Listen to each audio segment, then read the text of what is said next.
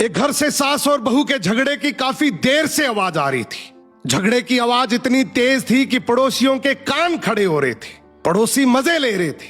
झगड़ा खत्म होते ही बहू किसी काम से बाहर आई तो पड़ोस की एक बूढ़ी औरत आई और बोली, बेटा तेरी सास तो कुतिया का मेल है, अगर ऐसे ही चलता रहा तो तेरा तो जीना हराम हो जाएगा। बहू ने तुरंत कहा कि आप जिनके बारे में बोल रही है ना, वो मेरी सास है और मेरे पति की माँ तो वो मेरी भी माँ ही हुई, और हम माँ बेटी लाख झगड़ा करें, आपको पंचायत करने की कोई जरूरत नहीं है। बूढ़ी औरत बोली, बेटा मैं तो तेरी भलाई के लिए ही बोल रही थी। बहू ने कहा कि आप मेरी भलाई के लिए बोल रही हैं या बुराई के लिए, ये मुझे सब पता है। मेरी माँ ने ये मुझे बचपन से सिखाया है कि ऐसी फालतू कान भरने वाली औरतों से हमेशा बचकर रहना। ये कान भर भर के हंसता खेलता परिवार तुड़वा देती हैं। दादी सब समझ गई और बड़बड़ाते हुए वहां से चली गई। अब बहू जैसे ही घर आई अपनी सास को सारी बात बताई। ये सुनते ही सास की आंखों में आंसू आ गए।